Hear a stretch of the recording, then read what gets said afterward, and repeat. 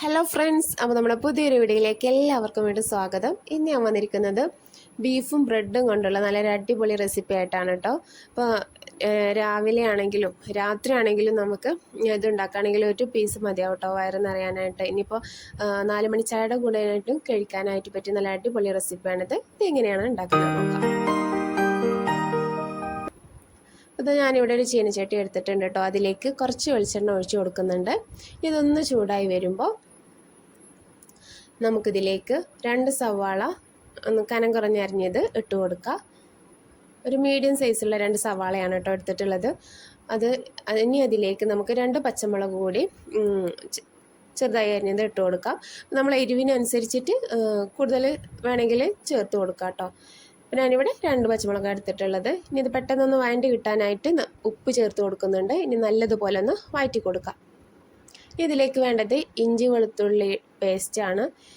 അതൊരു ടീസ്പൂൺ ചേർത്ത് കൊടുക്കുക. ഞാനിവിടെ ഇഞ്ചിയും വെളുത്തുള്ളിയും പെരിഞ്ജീരകവും കുറച്ച് കുരുമുളകും കൂടിയിട്ടാണ് കേട്ടോ അടിച്ചെടുത്തിട്ടുള്ളത്. ആ പേസ്റ്റ് ഇതിലേക്ക് 1 ടീസ്പൂൺ ചേർത്ത് കൊടുത്തിട്ടുണ്ട്. ഇനി നല്ലതുപോലെ ഒന്ന് വഴറ്റിയെടുക്കുക. അപ്പോൾ അത് കളറൊക്കെ ഒന്ന് മാറി വന്നിട്ടുണ്ട്. ഇനി നമുക്കിതിലേക്ക് പൊടികളൊക്കെ ഓരോന്നായിട്ട് ചേർത്ത് കൊടുക്കാം. അപ്പോൾ അതുപോലെ ഒന്ന് വഴണ്ട് വന്നിട്ടുണ്ട്. ഇനി ഇതിലേക്ക് 1/2 ടീസ്പൂൺ മഞ്ഞൾപ്പൊടി ചേർത്ത് കൊടുക്കുക. 1 ടീസ്പൂൺ മുളക് പൊടി ചേർത്ത് കൊടുക്കുക. എരിവ് കൂടുതൽ ഇഷ്ടമുള്ളവരാണെങ്കിൽ പച്ചമുളകും അതുപോലെ മുളക് പൊടിയൊന്ന് ലേശം ഒന്ന് കൂട്ടി കൊടുത്താൽ മതിയാവും കേട്ടോ. ഇനി നമുക്കിതിലേക്ക് 1/4 ടീസ്പൂണോളം ഗരം മസാല ചേർത്ത് കൊടുക്കുക. ഇനി നല്ലതുപോലെ ഒന്ന് മിക്സ് ചെയ്തെടുക്കാം. സിമ്പിളായിട്ട് പെട്ടെന്ന് തന്നെ ഉണ്ടാക്കാൻ പറ്റിയ നല്ല അടിപൊളി റെസിപ്പിയാണ് കേട്ടോ ഇത്. ഇനി നമുക്കിതിലേക്ക് വേണ്ടത് ബീഫാണ്. ബീഫ് മല്ലിപ്പൊടി, മുളക് പൊടി, ഉപ്പ്, മഞ്ഞൾപ്പൊടിയൊക്കെ ചേർത്ത് ഒന്ന് വേവിച്ചെടുത്തിട്ട് വെളിച്ചെണ്ണയിൽ ഒന്ന് ഫ്രൈ ചെയ്ത പോലെ ആക്കിയെടുത്തതാണ്. അത് നമ്മൾ ഒന്ന് ക്രഷ് ചെയ്തിട്ട് നമ്മളിതിലേക്ക് ഇട്ട് കൊടുക്കാം.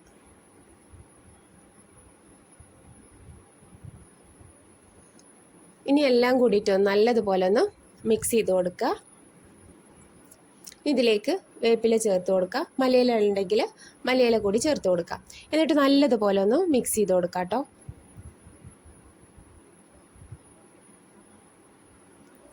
അപ്പോൾ ഇതാ നമ്മുടെ മസാലക്കൂട്ട് റെഡി ആയിട്ടുണ്ട്. ഇനി നമുക്കിതൊന്ന് മാറ്റി വെക്കാം കേട്ടോ. ഇനി നമുക്കിതിലേക്ക് വേണ്ടത് കോഴിമുട്ടയാണ്. അതൊരു 6 എണ്ണോളം വേണം കേട്ടോ. അപ്പോൾ നമ്മളതൊരു മിക്സിയുടെ ജാറിലേക്ക് അങ്ങനെ പൊട്ടിച്ച് ഒഴിച്ചു കൊടുക്കുക. ഇനി ഇതിലേക്ക് കുറച്ച് ഉപ്പും കുരുമുളക് പൊടിയും ചേർത്തിട്ട് ഒന്ന് അടിച്ചെടുക്കാം.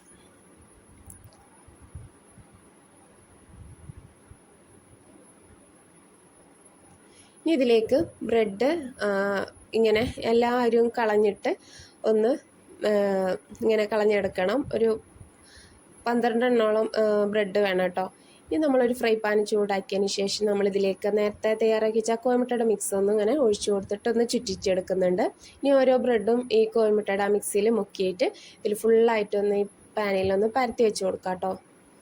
അപ്പോൾ നമുക്ക് ആ കോഴിമുട്ട ഒഴിക്കുന്ന ആ ടൈമിലൊന്ന് പാനൊന്ന് ചൂടാക്കിയാൽ മതി. അതിന് ശേഷം തീ ഓഫാക്കിയതിന് ശേഷം നമുക്കിതൊന്നിങ്ങനെ പരത്തി വെച്ച് കൊടുക്കാം. ബ്രെഡിൻ്റെ ഓരോ പീസ് നമുക്കിങ്ങനെ ഫുള്ളായി പരത്തി വെച്ച് കൊടുത്തിട്ടുണ്ട്. ഇനി ഇതിൻ്റെ മുകളിലായിട്ട് നമുക്ക് നേരത്തെ തയ്യാറാക്കി വെച്ച മസാലക്കൂട്ടുണ്ടല്ലോ ബീഫിൻ്റെ, അത് ഇട്ട് കൊടുക്കുക.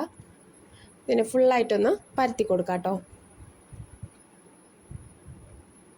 അത് ഫുള്ളായിട്ടൊന്നിങ്ങനെ പരത്തി എടുത്തിട്ടുണ്ട്. ഇതിൻ്റെ മുകളിലായിട്ട് നമുക്ക് ബ്രെഡ് ഒന്ന് കോഴിമുട്ടയിലും മുക്കിയിട്ട് അതുപോലെ നേരത്തെ അടിയിലാക്കിയുള്ള പോലെ തന്നെ മുകളിലും ഇങ്ങനെ ഫുള്ളായി പരത്തി വെച്ച് കൊടുക്കാം.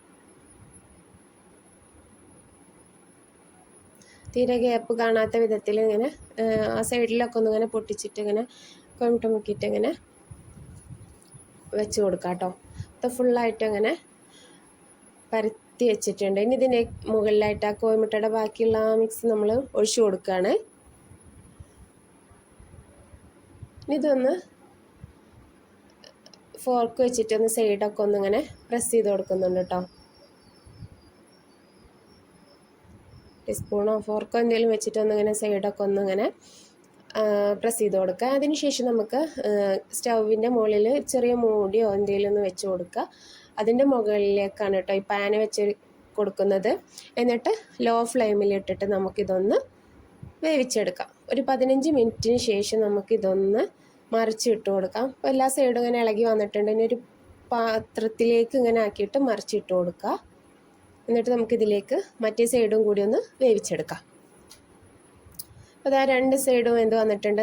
ഇനി നമുക്കിതൊരു പാത്രത്തിലേക്ക് മാറ്റാം. ബ്രെഡും ബീഫും കൊണ്ടുണ്ടാക്കാൻ പറ്റിയ നല്ല അടിപൊളി റെസിപ്പിയാണ് കേട്ടോ. ഇത് നല്ല ടേസ്റ്റാണ് കഴിക്കാനായിട്ട്. അപ്പം നമ്മുടെ ബീഫ് പോള റെഡി ആയിട്ടുണ്ട്. ഇനി നമുക്കിതൊന്ന് കട്ട് ചെയ്ത് നോക്കാം. ഇതുപോലെ ഇങ്ങനെ ഓരോ പീസായിട്ട് കട്ട് ചെയ്തെടുക്കുക.